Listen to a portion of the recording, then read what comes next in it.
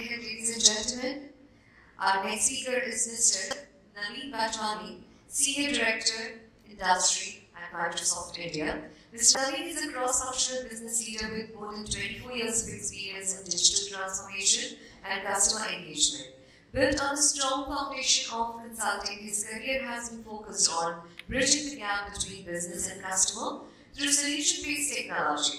His prior experience includes leadership assignments with organizations like Aegon Life, where he was the Chief Operating Officer, and the Edelweiss Group, where he helped shape customer experience across the financial services group. Presently, as a Senior Director and Industry Advisor at Microsoft, Naveen helps top-tier BFSI clients leverage cloud and enterprise solutions to transform operations, enhance productivity, improve customer engagement, and reduce risk. Ladies and gentlemen, please put your hands together for our next speaker, Mr. Naveen Bachwani. Good morning, everyone. I'm going to take you the next 20-25 minutes or so on an industry point of view from Microsoft on financial services. By means of introduction, I've spent most of my time on pretty much your side of the table as part of the BFSI industry. I recently moved to Microsoft in this role as an industry advisor. If I were to describe the landscape of financial services, we are basically talking about these dimensions. There is the customer angle, which is about increasing customer expectations and a whole strong need now over the years to get personalized experiences. There is a competitive angle, which is now coming not just from traditional channels, but also alternative organizations, fintechs, startups, neobanks, all these words that we keep hearing. From an economic standpoint, there's always been a pressure, and that continues to grow in terms of business operating models to make for profitable growth. From a regulatory standpoint, there's an increasing need to protect data and vulnerable customers, and this means taking a much more agile risk management approach and moving from risk management to really risk prevention as much as possible. And from a tech standpoint, of course, a number of aspects that Ratan also highlighted in his deck, which is about enabling security, process automation, the RPAs, the contracts and organizations, all these tech elements coming together in an effort to provide customer experience that matters. I'll go back to some of the references you've heard. One was about humans want human interactions. I'll modify that slightly. My perspective on this is humans want meaningful interactions. And if they come from human, so be it. If they come from technology and they're still meaningful, I think most customers would say, yes, this makes sense. What they don't want is irrelevant stuff. And if you look at recent studies in terms of industry reports, one from 𝗘𝗙𝗪 identified 4 trends which are listed on the right side. Data, AI, insights is top among them. Cloud adoption is increasingly being talked about. We are looking at open banking. We just saw a slide on this. And digital transformation, of course, becomes the underlying foundation with which all of this comes together. So these are some of the landscape trends from a financial service perspective. When I talk of growth drivers, there's been a number of factors that have happened over the last few years from an India context that adds to the growth story of financial services. So there are favorable demographics, there's increase in household savings, there's formalization of money, demonetization played a role in that as well, and there's an increasing growth of digital channels. And we can see the numbers add up. The industry, from a digital point of view, is expected to reach 800 billion by 2030, and we're already seeing digital payments clock more than 5.7 billion transactions worth in a monthly volume. And these are some of the largest numbers in the world. $2 trillion in total digital payments by just September 21. This number keeps increasing every few weeks. Most of you are aware of that. In terms of evolving trends, we've seen this from a tech perspective, some of the trends that are shaping up. The first among them is this customer engagement one. You see the statistic below that. 80 to 90% of people who first took up digital banking in the last couple of years, surveyed, said that they are going to use the same amount or even more going forward. And the story makes sense logically. From a customer standpoint, once you get convenience and in a meaningful, relevant way, it's kind of hard to go back to commutes and waiting times and watching bald heads in branch offices and you know what I mean. So there is a compelling argument for doing this right and kind of making this available at your fingertips on your devices in your preferred time zone, stuff of that. There is also the employee experience, and we all know from CX point of view, unhappy employees don't make for happy customers, and there's a whole lot of effort from a financial service standpoint that is happening to make the employee experience better, to give them information at fingertips. Some examples we just heard to say, either you're in sales or in service, what is it that I can do to give you interesting, intelligent, contextual information so that your conversation with a customer, whether he or she is in the market for a certain product or not, is not really irrelevant or is not in a broadcast mode. And that's really the way to approach this slide.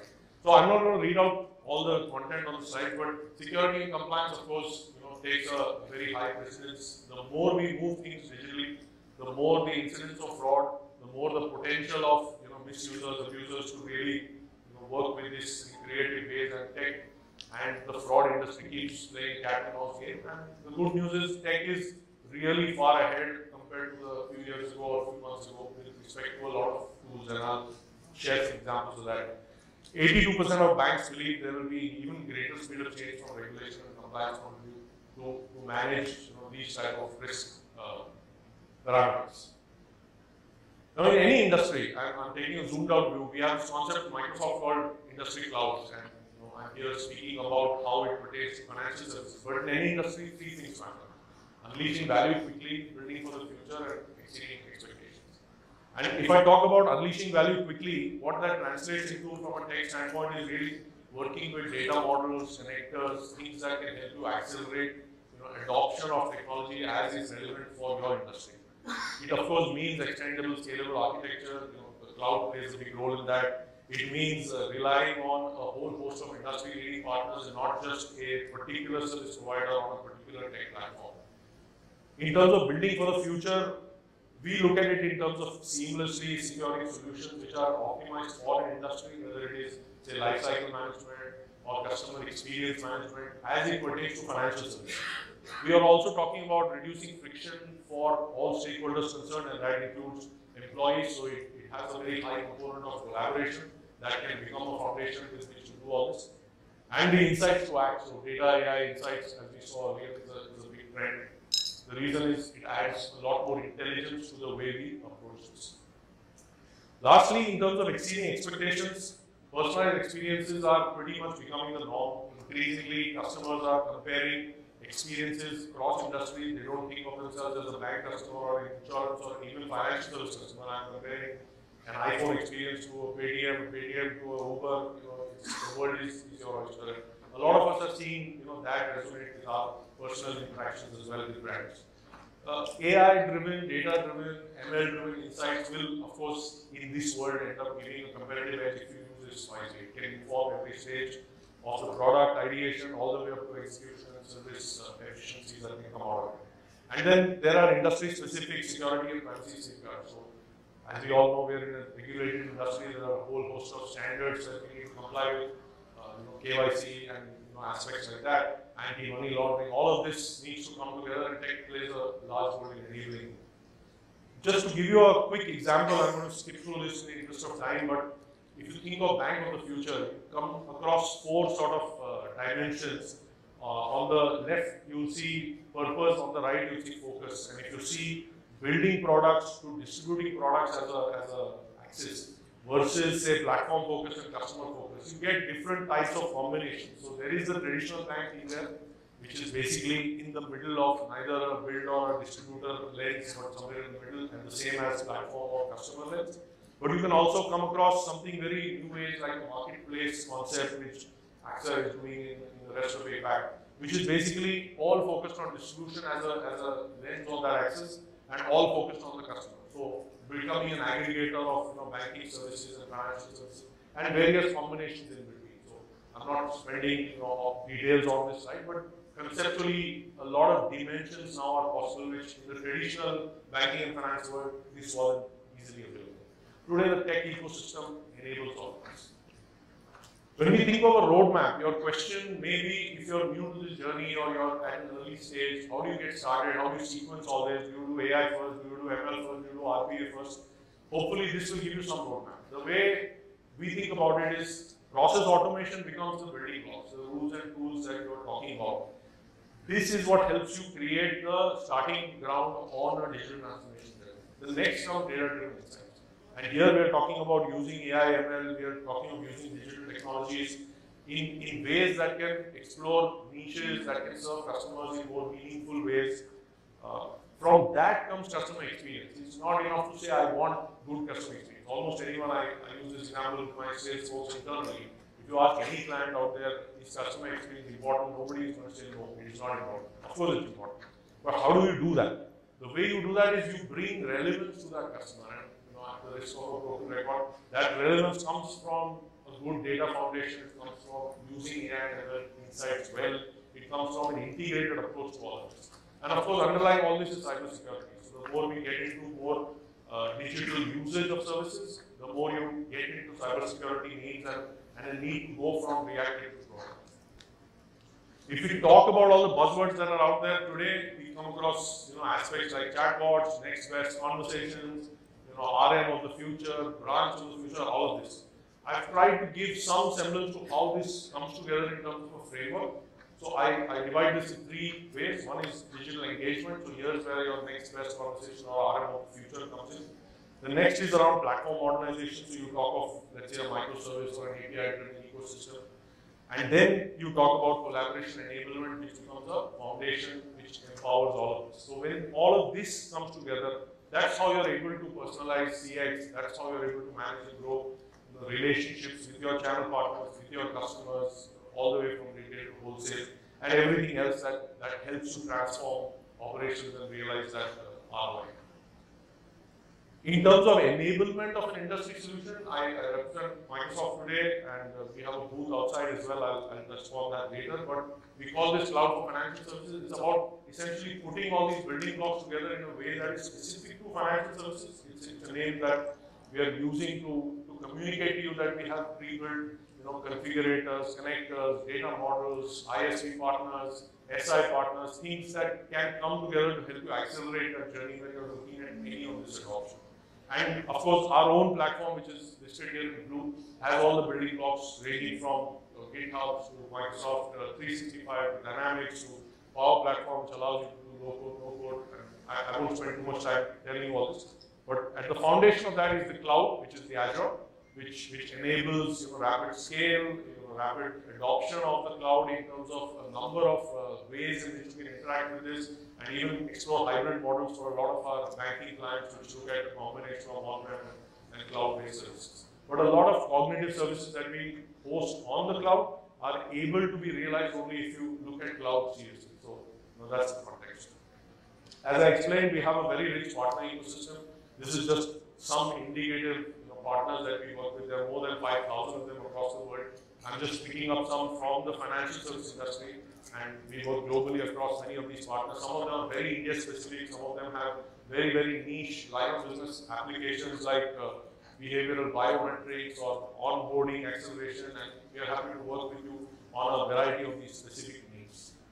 We have some success stories across the world. Some of these names may be unfamiliar to you, but we work with something like Westpac on a data-driven experience platform, or we work with, let's say, 𝗕𝗙 from HSBC in digital payments. There are a variety of global case studies that we have, and much of this is available in the public domain, so I won't spend too much time on that. From India standpoint, some of this also resonates with the folks in this room. We work with practically all the well-known banking, financial service, asset management, capital markets companies in the country. This is just an indicative list of some of the names we work with. In each of them, there are multiple entities that we are engaged with, multiple tracks that we are working with. The important thing to remember, and I think I'll be good on time, is really the unified approach that you need to take to unlock this value. So it all starts with the data foundation. If you have a good data estate, whether you call it data warehouse or data lake or whatever stage of that journey you are in, the important thing is to look at both structured and unstructured data and find ways to assimilate all of that, which then empowers the AI and ML and the analytics. You can't really do analytics seriously unless you have a good data estate foundation. And so that's the next layer. From there, you start using existing models which are optimized for financial services, using machine learning, getting a lot of custom information that is peculiar to your context, and then from there, customer and product analytics helps you gain insights. And these insights then if done well, allow you to do something like microsegmentation, which is referred to as n is equal to 1, or sending a very customized, relevant, timely information and not bombarding the same customer with 25 mails or messages a day. This is the kind of intelligence that can come out of that. And on top of that, you build what is called omnichannel experience.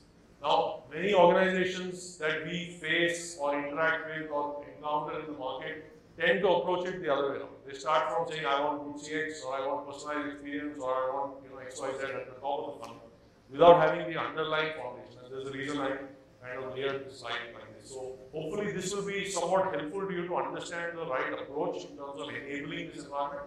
Otherwise, what you get is a very piecemeal sort of broken up, optimized in certain places, but not really giving you the kind of value that you need out of your technology.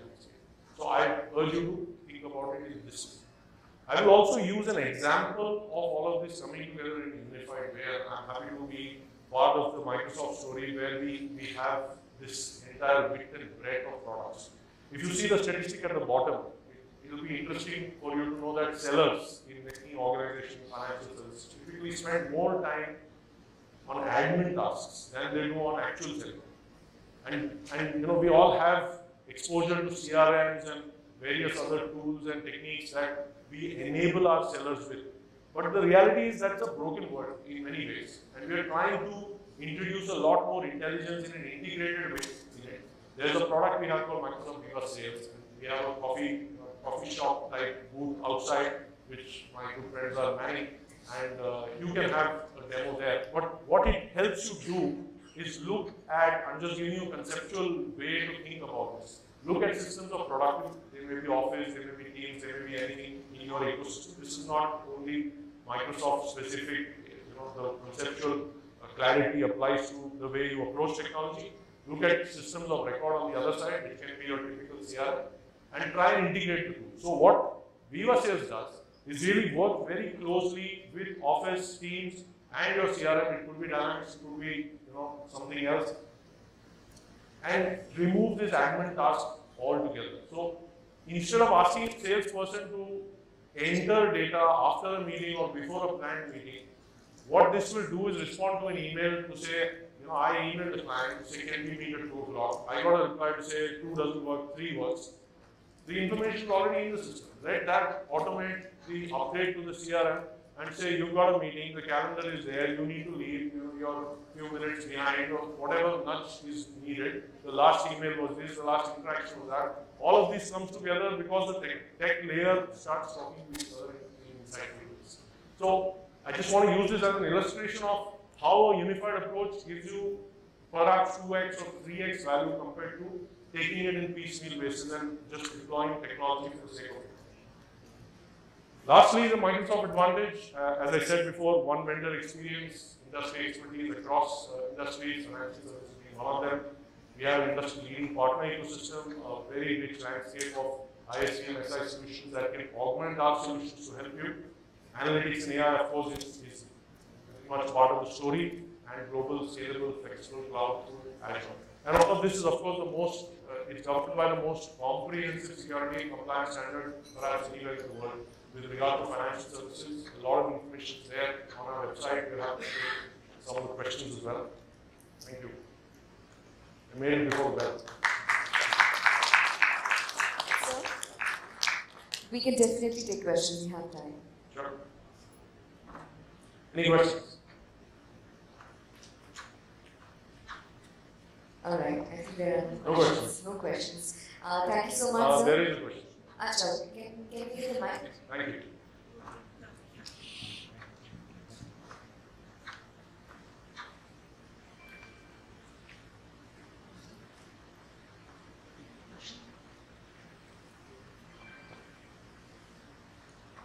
Hey, good morning. Hi. I would want you to throw some light on how Microsoft Office is creating a feedback loop, considering Viva Sales and other propositions coming into place, in terms of improving the learning that an individual will require, because knowledge-intensive industry. So how would a feedback loop be created in terms of being real-time input, and if there is any gap in their understanding, or they would want to come up to the curve of certain aspects from client meeting or something like that? sense on that. So your question is regarding the learning landscape that is available within Microsoft Office. Yeah, you can see that. So we have a product called 𝗵𝗏 Learning, which actually sits on top of that entire infrastructure. And we have some colleagues, I think we should be able to address that specifically. I'm not an expert in that. Anushi, you want to take that later, offline maybe? We can help you understand this better. We ourselves, so we have this concept, Microsoft, for the benefit of the larger audience of the sharing, maybe something that is relevant to you. We have this concept called eat your own dog food. And so Microsoft, the other polished way of saying that is Microsoft runs on Microsoft. So as an employee, I use this. I use 𝗵𝗏 Learning for all my learning needs, and so do all of us. So we are privy to a lot of this, and it becomes kind of second nature because the platform enables you to do all that. For instance, in Teams, when we have a meeting, we don't have to think about how to find that meeting again, automatically creates a chat. There are a number of such features that are built into this system. But with regard to specific 𝗵𝗏 Learning, maybe my colleague can help you. She is available. We can meet you all. Thank you. Yes, you have a question.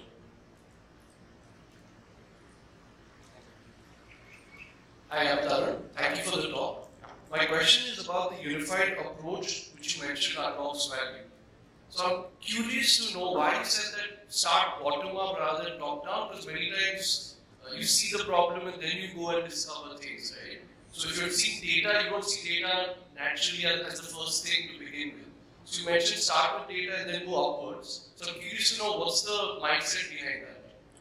Okay, let me clarify that. I don't mean start solving data problems today and forget about customer experience. That's not the context in which I said that. I said, think about if you want to impact the top of that house, which is the customer experience, you need all the building blocks in place before that.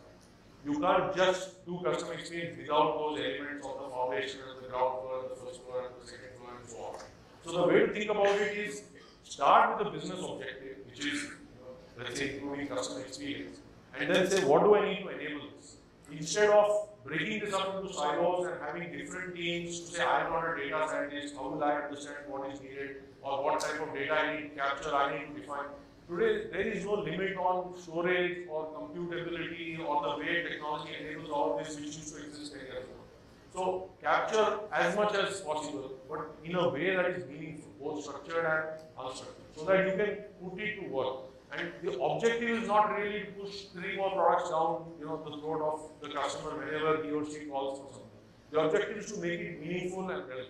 There have been times I've worked with clients where I've done consulting assignments where we figure out how many different departments are sending emails to the same customer, because every department has their own sort of authority layer and need for sending those emails. And at one point we discovered there were more than 90. I mean, who wants to, in one organization, who wants 90 emails from one company? Obviously it's going to spam. And then the project cannot become how to reduce that spam. It is about starting with an understanding of what the customers need.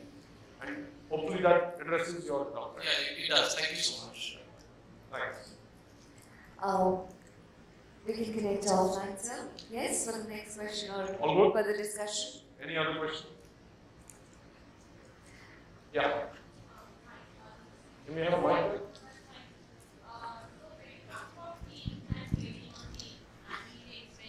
Get the thing on chat, the latest meeting.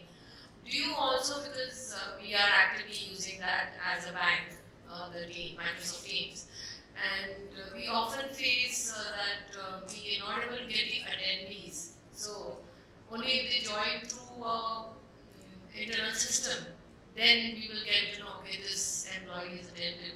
But are you working on, or do you have functionality which will capture extra information like organization code or employee code on that? Or we already have this in place. To the best of my knowledge, external participants can enter a Teams meeting. But that's just as a guest. That's as a guest. So maybe this is something we can clarify offline. I'm not sure I understand exactly what you're seeking, but it's a very specific technical question. We'll refer to my team for that. We'll catch up. Thank you. Anything else? Any other questions? Okay, thank you.